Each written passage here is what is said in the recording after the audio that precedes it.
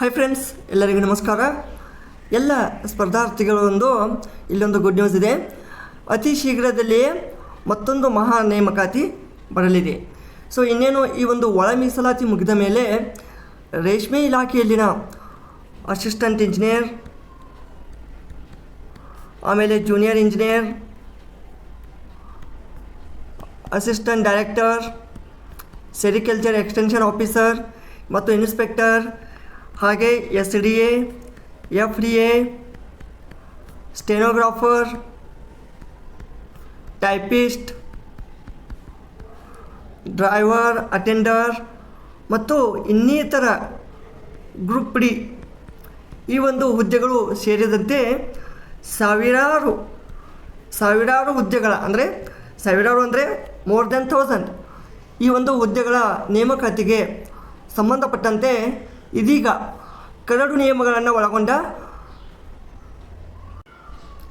ಕರ್ನಾಟಕ ರಾಜ್ಯಪತ್ರ ಅಥವಾ ಗೆಜೆಟ್ ಇದು ನಿನ್ನೆ ತಾನೇ ಅಂದರೆ 18 ಜೂನ್ 2025 ಪ್ರಕಟಗೊಂಡಿದ್ದು, ಇದರೊಂದಿಗೆ ಇದರ ಒಂದು ನೇಮಕಾತಿ ವಿಧಾನ ಮತ್ತು ಕ್ವಾಲಿಫಿಕೇಷನ್ ಕೂಡ ಇಲ್ಲಿ ಪ್ರಕಟಣೆ ಮಾಡಿದ್ದಾರೆ.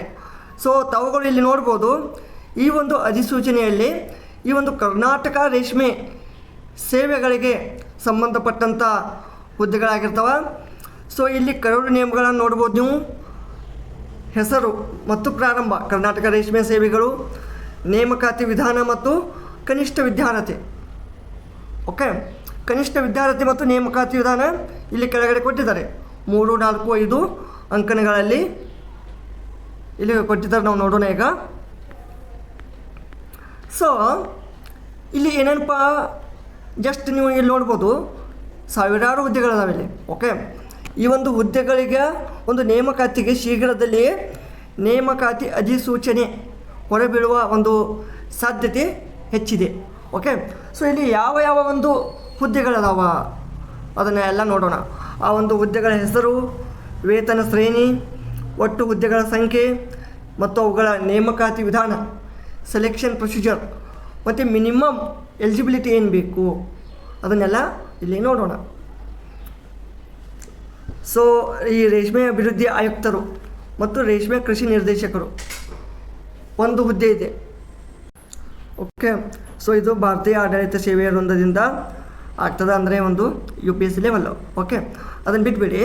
ಅಂದರೆ ಅದು ವಿದ್ಯಾರ್ಥಿ ಏನಂದರೆ ಇದು ಮುಂಬಡ್ತಿಯಿಂದ ಸೆಲೆಕ್ಷನ್ ಆಗುತ್ತೆ. ಓಕೆ, ಅದೇ ರೀತಿ ನಿರ್ದೇಶಕರು ನೋಡ್ಬೋದು, ಇದೆಲ್ಲ ಜಂಟಿ ನಿರ್ದೇಶಕರು ಎಲ್ಲ ಸ್ವಲ್ಪ ಹೈ ಲೆವೆಲ್ ಇದಾವೆ. ಓಕೆ, ಈಗ ನಾವು ಜಸ್ಟ್ ಏನು ಮಾಡೋಣ, ಇಲ್ಲಿ ನೋಡಿ, ಕಾರ್ಯನಿರ್ವಾಹಕ ಅಭಿಯಂತರರು ಸಿವಿಲ್ ಅವರಿಗೆ ಕೂಡ ಇದಾವೆ. ಈ ಒಂದು ನೇಮಕಾತಿ ವಿಧಾನವನ್ನು ಕೂಡ ನೋಡ್ಬೋದು. ಅದೇ ರೀತಿ ಲೆಕ್ಕಾಧಿಕಾರಿ 3 ಹುದ್ದೆಗಳದಾವ.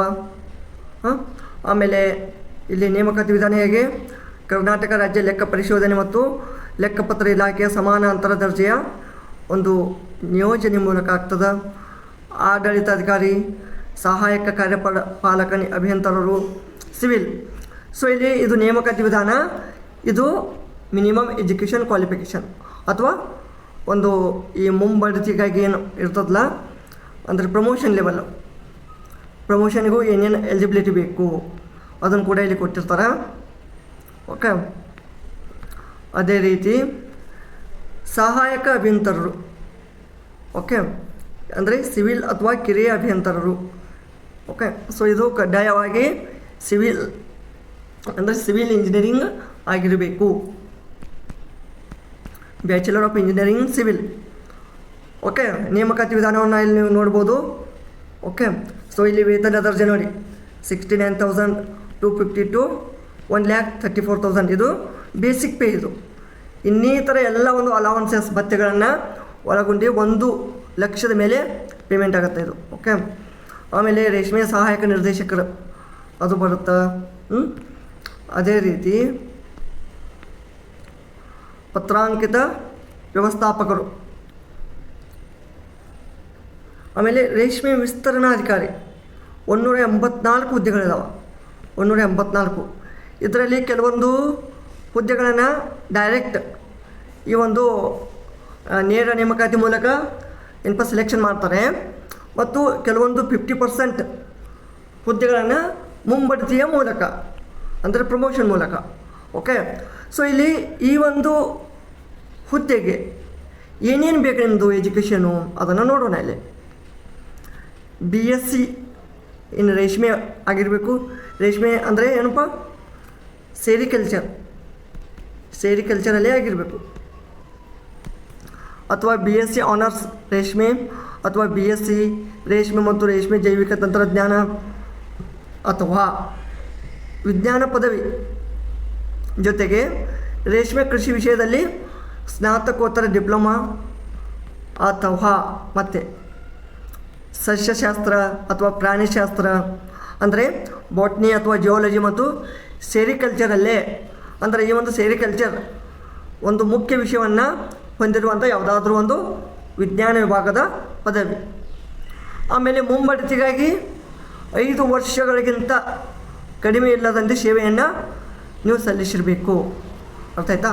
ಇನ್ನೂ ಕೆಲವೊಂದಿಷ್ಟು ಅದಾವ ರೆಸ್ಟ್ರಿಕ್ಷನ್, ನೀವು ಬೇಕಿದ್ದರೆ ಪಾಸ್ ಮಾಡಿ ನೋಡ್ಬೋದು. ಆಮೇಲೆ ಪತ್ರಾಂಕಿತ ವ್ಯವಸ್ಥಾಪಕರಿದ್ದಾವೆ ಮತ್ತು 25, ಅಧೀಕ್ಷಕರು 56 ಹುದ್ದೆಗಳು. ಓಕೆ, ಸೊ ಇಲ್ಲಿ ಇದರ ಒಂದು ನೇಮಕಾತಿ ವಿಧಾನ ನೋಡ್ಬೋದು ನೀವು. ಓಕೆ, ಇಲ್ಲಿ ಪ್ರಥಮ ದರ್ಜೆ ಸಹಾಯಕ ಇದೆಲ್ಲ ಮ್ಯಾಕ್ಸಿಮಮ್ ಏನದ ಮುಂಬಡ್ತಿಯ ಮೂಲಕನೇ ಇದೆ. ಓಕೆ, ಇದನ್ನು ಬಿಟ್ಬಿಡಿ, ನಾವು ಜಸ್ಟ್ ನೇರ ನೇಮಕಾತಿ ಮೇಲೆ ಫೋಕಸ್ ಮಾಡೋಣ. ನೇರ ನೇಮಕಾತಿ ಕ್ರಿಯಾ ಅಭಿಯಂತರರು ಇದೆ ಅಂದರೆ ಸಿವಿಲ್ಲು. ಓಕೆ, ಆಮೇಲೆ ರೇಷ್ಮೆ ನಿರೀಕ್ಷಕರು. ಓಕೆ, 8-5-38. ಇದಕ್ಕೇನೇನು ಬೇಕು ನಿಮ್ಮದು ಎಜುಕೇಷನು? ರೇಷ್ಮೆ ಕೃಷಿ ಪದವಿ ಬೇಕು, ಅಥವಾ ವಿಜ್ಞಾನ ಪದವಿ ಜೊತೆಗೆ ರೇಷ್ಮೆ ಕೃಷಿ ವಿಷಯದಲ್ಲಿ ಸ್ನಾತಕೋತ್ತರ. ಈಗಾಗಲೇ ಹೇಳಿದ್ದೀನಿ ನಿಮಗೆ. ಅದೇ ರೀತಿ ನೀವು ಈ ಒಂದು ರೇಷ್ಮೆ ವಿಷಯದಲ್ಲಿ ಒಂದು ಪದವಿಯನ್ನು ಹೊಂದಿರಬೇಕು. ಆಮೇಲೆ ಪ್ರಥಮ ದರ್ಜೆ ಸಹಾಯಕರು FDA ನೋಡಿ, ಇದು ವೇತನ ಶ್ರೇಣಿ, ಇದು ನೇಮಕಾತಿ ವಿಧಾನ. ನಿಮ್ಮದು ಎನಿ ಡಿಗ್ರಿ ಯಾವುದೇ ವಿಶ್ವವಿದ್ಯಾಲಯದಿಂದ ಪದವಿ ಅಥವಾ ತತ್ಸಮಾನ ವಿದ್ಯಾರ್ಹತೆ ಹೊಂದಿರತಕ್ಕದ್ದು, ಅಥವಾ ಮುಂಬಡ್ತಿಗಾಗಿ 5 ವರ್ಷಕ್ಕಿಂತ ಕಡಿಮೆ ಇಲ್ಲದಂತೆ ಸೇವೆಯನ್ನು ಸಲ್ಲಿಸಿರತಕ್ಕದ್ದು. ದ್ವಿತೀಯ ದರ್ಜೆ ಅಂದರೆ SDA ಟು FDA ಆಗಲಿಕ್ಕೆ ನೀವು ಮಿನಿಮಮ್ 5 years SDA ಸೇವೆಯನ್ನು ಸಲ್ಲಿಸಿರಬೇಕು. ನೆಕ್ಸ್ಟು ಶೀಘ್ರ ಲಿಪಿಗಾರರು. ನೆಕ್ಸ್ಟ್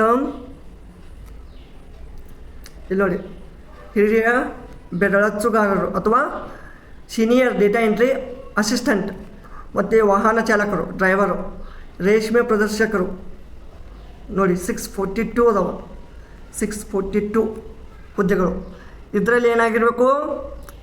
ಪದವಿ ಪೂರ್ವ ಪರೀಕ್ಷೆಯಲ್ಲಿ ಉತ್ತೀರ್ಣರಾಗಿರಬೇಕು, ಅಥವಾ ತತ್ಸಮಾನ ಪರೀಕ್ಷೆಯಲ್ಲಿ ಜೀವಶಾಸ್ತ್ರ ಅಥವಾ ಸಸ್ಯಶಾಸ್ತ್ರ ಅಥವಾ ಪ್ರಾಣಿಶಾಸ್ತ್ರ ಅಥವಾ ರೇಷ್ಮೆ ವಿಷಯಗಳಲ್ಲಿ ಒಂದು ವಿಷಯದಲ್ಲಿ ತೇರ್ಗಡೆ ಹೊಂದಿರಬೇಕು. ಅಂದರೆ ಜಿಯಾಲಜಿ, ಬಾಟ್ನಿ, ಸೊ ಅಥವಾ ಈ ಒಂದು ಬಯೋಲಜಿ ಅಥವಾ ಯಾವುದೇ ಒಂದು ಸೆರಿಕಲ್ಚರ್ ರಿಲೇಟೆಡ್ ಒಂದು ವಿಷಯದಲ್ಲಿ ಪಾಸಾಗಿರಬೇಕು. ಆಮೇಲೆ ದ್ವಿತೀಯ ದರ್ಜೆ ಸಹಾಯಕರು ಅಂದರೆ ಏನಪ್ಪ? SDA.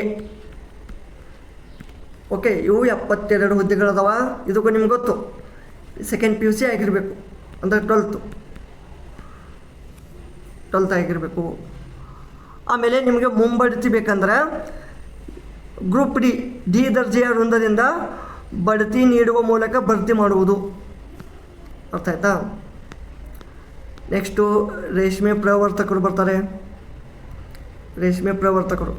ಇಲ್ಲಿ ಪದವಿ ಪೂರ್ವ ಪರೀಕ್ಷೆಯಲ್ಲಿ ಉತ್ತೀರ್ಣರಾಗಿರಬೇಕು, ಅಥವಾ ತತ್ಸಮಾನ ಪರೀಕ್ಷೆಯಲ್ಲಿ ಜೀವಶಾಸ್ತ್ರ ಅಂದರೆ 12th ಅಂದರೆ ನಿಮ್ಮದು 12th science, biology, botany, geology ಈ ಯಾವುದಾದ್ರೂ ಒಂದು ವಿಷಯವನ್ನು ಪಾಸ್ ಮಾಡಿರಬೇಕು. ಆಮೇಲೆ ಮತ್ತು ವಾಹನ ಚಾಲಕರು, ಡೇಟಾ ಎಂಟ್ರಿ ಆಪ್ರೇಟರು, ಆಮೇಲೆ ಅನುಚರರು, ದಫೇದಾರು. ಹಾಗೆ ಗ್ರೂಪ್ ಡಿ ಅಂದರೆ ಜವಾನ, ವಾಚ್ಮೆನ್, ಇವೆಟ್ಟು 350 ಹುದ್ದೆಗಳಿದಾವೆ. ಕನ್ನಡವನ್ನು ಒಂದು ವಿಷಯವಾಗಿಟ್ಟುಕೊಂಡು ಜಸ್ಟ್ SSLC ನೀವು ಪಾಸ್ ಮಾಡಿದರೆ ಸಾಕು, ಅಥವಾ ತತ್ಸಮಾನ ವಿದ್ಯಾರ್ಥಿ ಅಂದರೆ 10th ಇಷ್ಟು ಪಾಸ್ ಆಗಿದ್ದೀರ ಅಂದ್ರೆ ನೀವು ಈ ಒಂದು ಗ್ರೂಪ್ ಡಿಯನ್ನು ಸೆಲೆಕ್ಷನ್ ಆಗ್ಬೋದು. ಓಕೆನಾ? ಸೊ ಇದಿಷ್ಟು ಈ ಒಂದು ರೇಷ್ಮೆ ಇಲಾಖೆಯಲ್ಲಿ ಖಾಲಿ ಇರುವಂಥ ಒಂದು ಹುದ್ದೆಗಳ ಮಾಹಿತಿಯಾಗಿತ್ತು. ಸೊ ಇನ್ನೇನು ಕೆಲವು ದಿನಗಳಲ್ಲಿ ಅಥವಾ ಮುಂಬರುವ ಒಂದು 2-3 ತಿಂಗಳಲ್ಲಿ ಈ ಒಂದು ಅಧಿಸೂಚನೆಯನ್ನು ಹೊರಡಿಸುವ ಸಾಧ್ಯತೆ ಹೆಚ್ಚಾಗಿ ಕಂಡುಬಂದಿದೆ. ಈಗ ಆಲ್ರೆಡಿ ನಿಮಗೆ ಗೊತ್ತಿರುವ ಹಾಗೆ ಏನಪ್ಪ, ಈ ಕರ್ನಾಟಕ ರಾಜ್ಯ ಪತ್ರದಲ್ಲಿ ಗೆಜೆಟ್ನಲ್ಲಿ ಇದನ್ನು ಅಧಿಕೃತವಾಗಿ ಪ್ರಕಟಿಸಲಾಗಿದೆ. ಓಕೆ, ಸೊ ಈ ಥರದ ಒಂದು ಅಪ್ಡೇಟ್ಗಳನ್ನು ನಾವು ನಮ್ಮ ಜ್ಞಾನಬೋಧಿ ಯೂಟ್ಯೂಬ್ ಚಾನಲಲ್ಲಿ ಕೊಡ್ತಾ ಇರ್ತೀವಿ. ಇದೇ ಥರದ ನಿರಂತರ ಅಪ್ಡೇಟ್ಗಳಿಗಾಗಿ ನಮ್ಮ ಚಾನಲನ್ನು ಸಬ್ಸ್ಕ್ರೈಬ್ ಮಾಡ್ಕೊಳ್ಳಿ. ಹಾಗೆ ಈ ಒಂದು ವಿಡಿಯೋ ಇಷ್ಟವಾದಲ್ಲಿ ಲೈಕ್ ಮಾಡಿ. ಧನ್ಯವಾದಗಳು.